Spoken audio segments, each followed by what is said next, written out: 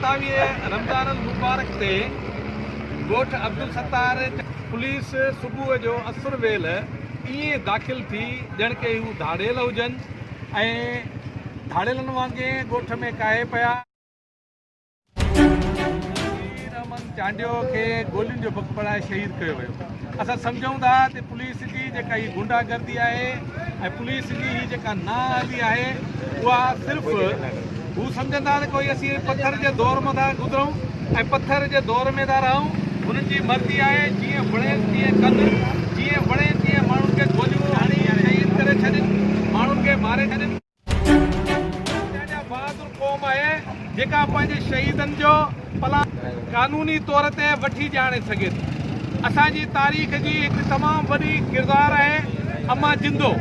अम्मा जिंदो अकेली हुई, जेका जिदोजहद हुई हुन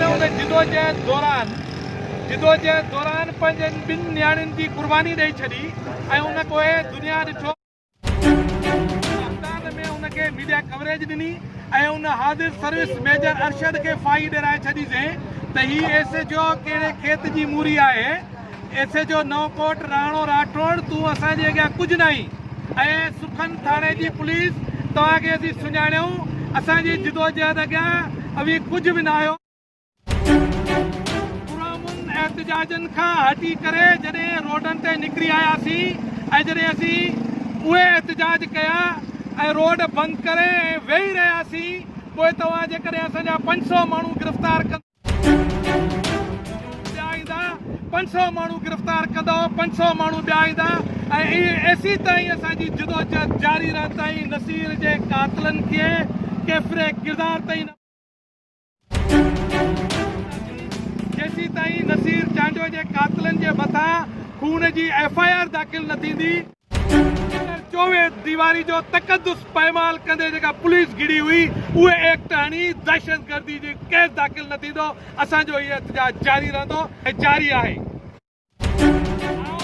SSP मीरपुर ख़ास खे ॿुधायां थो त SSP मीरपुर ख़ास तूं ॿुधी छॾ, ईअं न थिए त असांजो एहतजाज तुंहिंजे तरफ़ वधे ऐं पोइ असीं दुनिया खे ॾसियूं त हिन जे कन ते जूए बि कान थी सुरे, ही ख़ामोश लॻो वेठो आहे ऐं असीं उन तुंहिंजी ख़ामोशी मुजरिमाना ख़ामोशी सम्झूं था त नसीर चांडियो जे क़त्ल में तुंहिंजा हथ बि मुलवस आहिनि ऐं असीं ख़ामोश थी न वेहंदासीं जेकॾहिं तूं सम्झी थो असीं तव्हांजे जेको ही माण्हू चवनि था न हिननि जे कन ते जूए नथी सुरे, असांखे अॼु 28 29 ॾींहं एहतजाज खे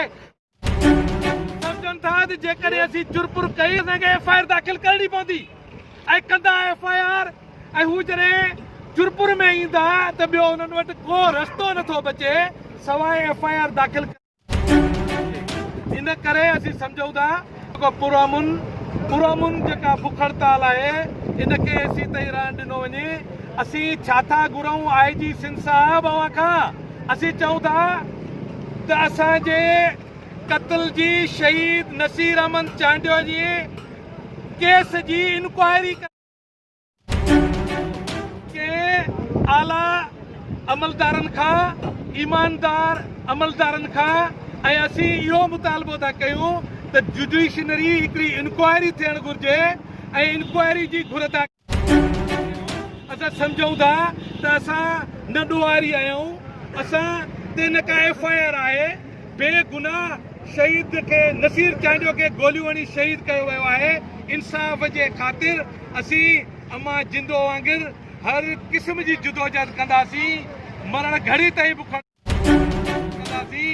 असांजी जिदोजहद रोड बंदि करण ताईं हूंदी, ॻोठनि खां ॻोठनि ताईं शार्ट मार्च हूंदा, असीं ॻोठनि खां अहिड़नि निटण उस में वॾनि शहरनि ताईं लॉन्ग मार्च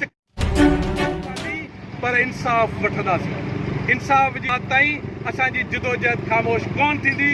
असीं ही गैरतमंद 40 लख चांडिया जॾहिं रोडनि ते निकिरी त पोइ अव्हां खे लिकण जी जॻह कान मिलंदी।